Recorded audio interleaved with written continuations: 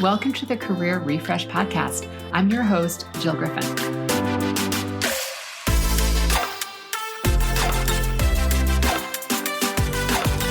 I'm a former media and marketing executive turned career strategist and executive coach. I spent my career working my way up and through the ranks of global organizations and startups, and today I show others how to do the same. Join me each week as we discuss the strategies and actionable steps to leverage your strengths, increase your confidence, and develop your career well-being. Ready? Let's do it.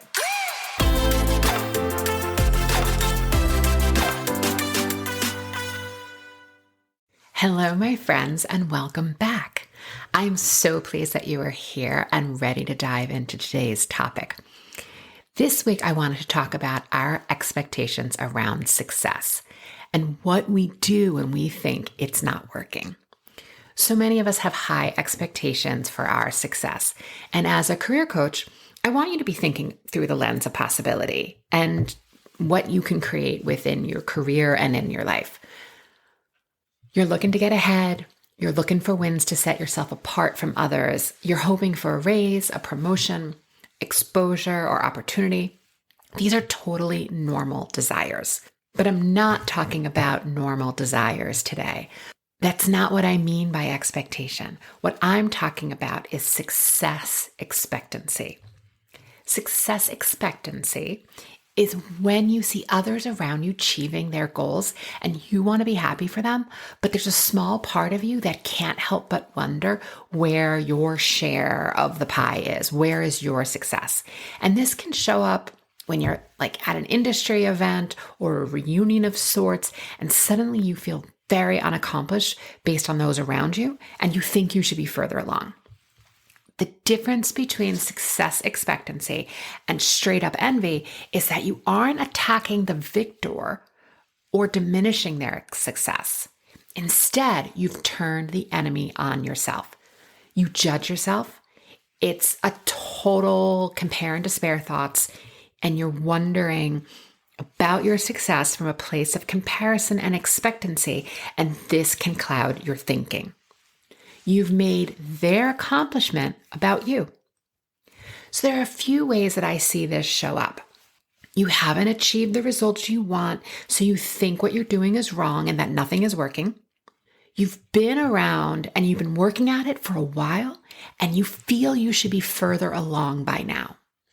Or you've done some decent work on a recent project and you wax and wane between curiosity and mildly obsessing about when your reward or professional acknowledgement will come.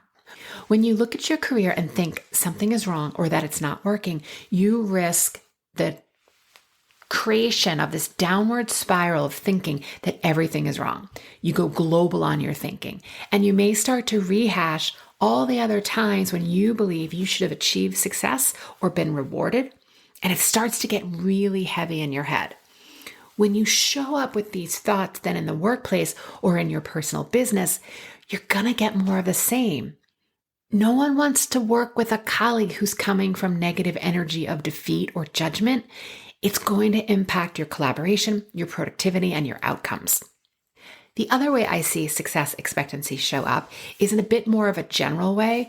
It's that we think we should be further along. We think we should have achieved more because we've been doing it for so long.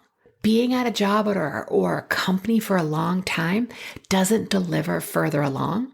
It just delivers tenure.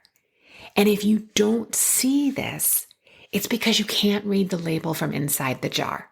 You may not even realize that you are in a vortex of compare and despair. So I want to ask you about success. Grab a pen. These are really good questions to jot down. I'll also put them in the show notes. If you need to, stop the podcast and ask yourself these questions. What do you believe success should look like? Are you far from that mental image? What do you think is supposed to be happening right now? Why do you think it's happening to others but not for you? When should you be successful? And is it possible that you are seeing others' victories, but you're not seeing the hard work that they've put in? When you're using your energy expecting that things should be different than what they are. What are you not doing? What are you not focusing on when you're arguing with reality? I'm guessing that you aren't busy working and strategizing. You aren't cleaning up your thoughts. You're not networking internally or externally, and you're not learning and growing. When you're spending your brain power and judging where you should be, it's difficult to be in possibility and creation. Shooting yourself keeps you from really looking at where you are today, and you need to know your starting point in order to create growth. When you think you're doing something wrong, you can launch yourself into delusions of inadequacy. You attack your worthiness. You think it's not working, which creates feelings of fear and anxiety. When you take actions from feelings like fear and anxiety, you're creating more scenarios that don't work. So I want you to get really honest with yourself. Have you consistently shown up for yourself and your work? Have you given it your all? I'm not talking about being a workaholic, and I'm not talking about being obsessive or frenetic in order to achieve the results that you want.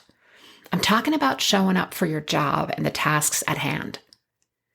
Creating the strategy and delivering the work, getting feedback from key voices, evaluating what worked, getting clear on what didn't, making an intentional plan for what you would do differently. Whatever you think it will take to get promoted, what if you doubled it? Or 10x'd it? Would you be willing to do that? What I've learned from my years in marketing and working with hundreds of coaching clients is that people often fail because they don't get the amount of effort and energy required in order to achieve their goal. They often fail because they're not clear in the action, the massive action that's needed in order to get where they want. And they often give up before they get there because they think what they're doing isn't working. And I'm here to say to you, what if it is working? What if you are exactly where you're supposed to be? When you are working and hustling, it can be hard to see your progress. And expectations can lead to these future resentments, which, it's just gross. The falsity that your efforts aren't working and contributing towards your success is a thought error because you have an expectation of how you think it should be. You want your triumphs to look like theirs or his or hers. And that's a common thought, but my friend, it's totally whacked because it will never look like someone else's success because you are not your peers. You do not have their brain. And success is not better there because the brain, as in your brain, doesn't know the difference. It's your thoughts that create the difference. You figure out how to get there by attempting to get there. The answer to how to do it is yes. The answer to how is yes. Trying new things, saying yes, it's knowing the how of success. You only know how because you did it. You don't wait for the how, you create it. When people ask me how I built a successful career or coaching practice, I tell them I will tell you absolutely every single thing that I did. I will give you everything in my brain. I will tell you what I've done, but it won't get you your success. You can look at what I've done as an outline, as guidance, but you're not going to fall into the same holes that I fell into because you have a different brain and you're going to have different challenges. You're going to have different wins and you're going to have different failures, even if you follow my recommendation to a T. So instead of kicking your butt and spitting in crappy thinking, rethink your expectations. So get that pen and paper back and ask yourself now, how do you want your success to look? What do you think should be happening? What stories are you creating about your peers? Get the real facts about your career. Separate the facts from story. Note your victories. Note when your victories, how they happened, what you did, what worked, and really take time to imprint that feeling of success within you so that you can remember what success feels like. This is a massive win because it also can show how you showed up every day in grace and excellence. Where did you have grit and tenacity? What are you most proud of? Decide what you want to think about your career. And if you want, use some of your peers' successes as fuel for your own.